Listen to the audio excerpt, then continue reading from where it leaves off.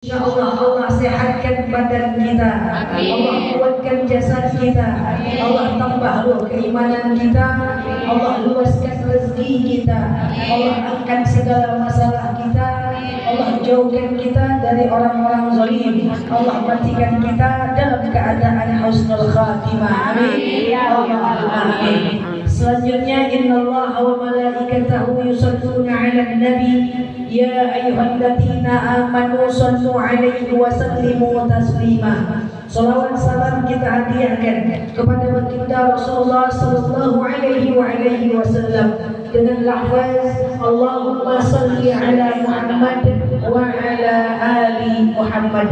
Ibu-ibu semua sehat? Alhamdulillah. Nama pengajiannya Qalbun Salim ya. Masya Allah. Sudah pernah kita bahas qalbun di sini? Kapan-kapan aja lah utang saya.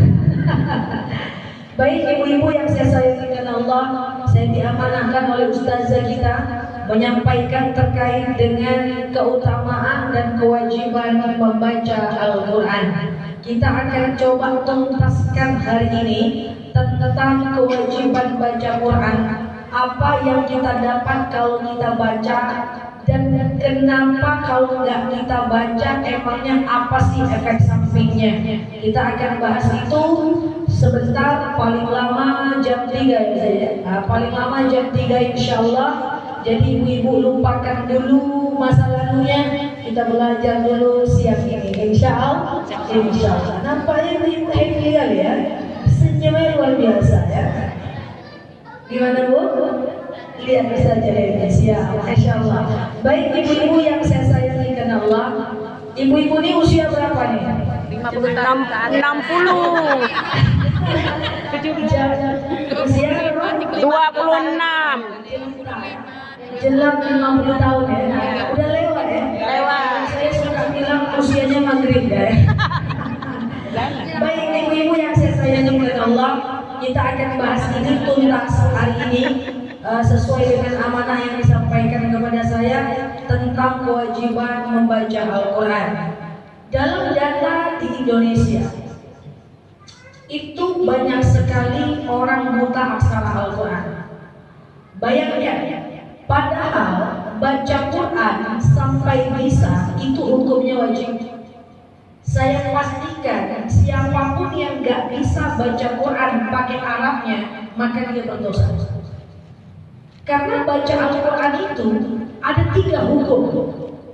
Yang pertama, yang belum bisa baca Al-Quran wajib belajar sampai dia bisa. Bu, banyak yang nanya, Ustazah, kalau baca Quran latinnya doang gimana? Boleh, tapi selamanya nggak boleh.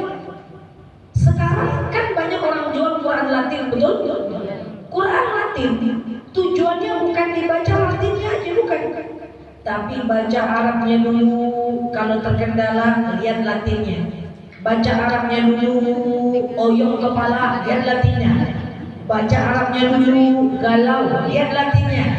Jadi tujuan Quran Latin itu diciptakan karena ibu-ibu bisa jadi jauh dari guru agama. Ustaznya tinggal di mana, payah mau belajar Quran, maka ibu bisa belajar dengan Quran Latin. Tapi baca Latinnya doang boleh nggak? Nggak bisa, karena belajar Quran sampai bisa hukumnya wajib. Itu harga mati Bu. Baca Quran sampai bisa itu hukumnya wajib.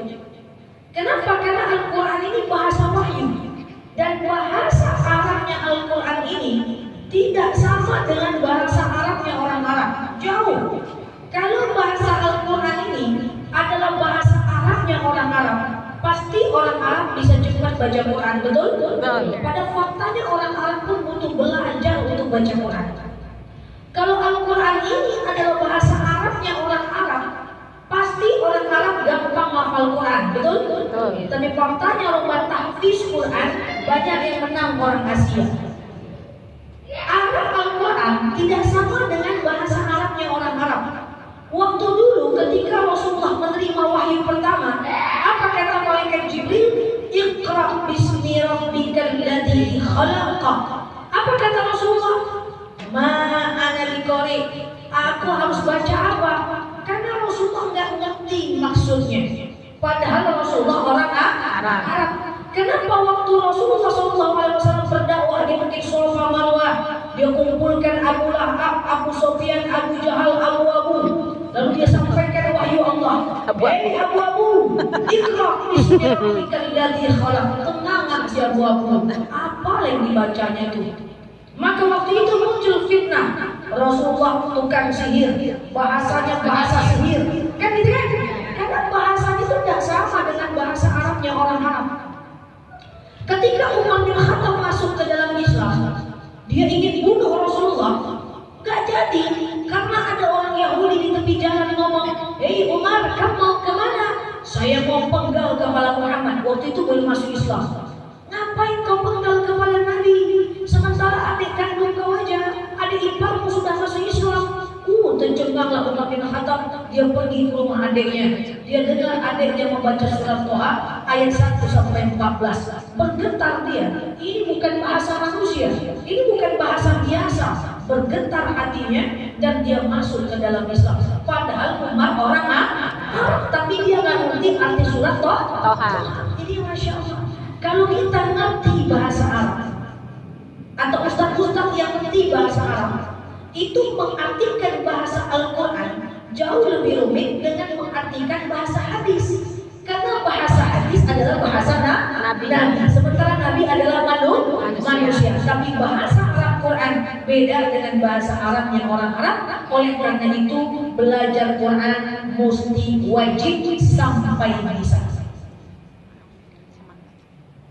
Wah, setelah ini semangat belajar Quran ya. Insya Allah. Nah, nanti kalau udah pandai membacanya, ibu udah pandai membaca Quran ini, maka membacanya berubah hukumnya menjadi sunnah saja. Jadi belajarnya sampai bisa hukumnya wajib. Kalau udah bisa, maka bergeser hukumnya menjadi sunnah.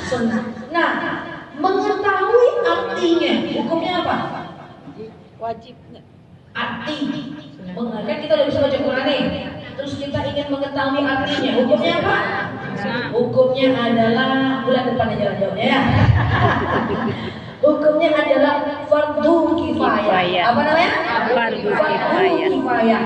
Jadi kalau udah ada ustaz, ulama yang tahu artinya, kita tidak wajib lagi tahu.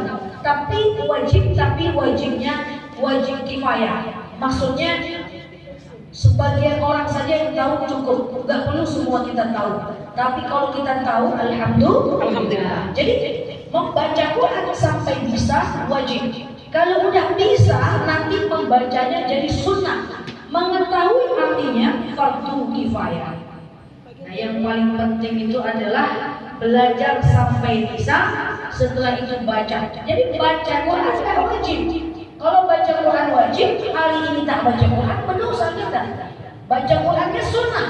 Bagi yang sudah pandai, yang belum pandai, wajib belajar sampai bisa. Makanya harus belajar. Nah, ibu-ibu yang saya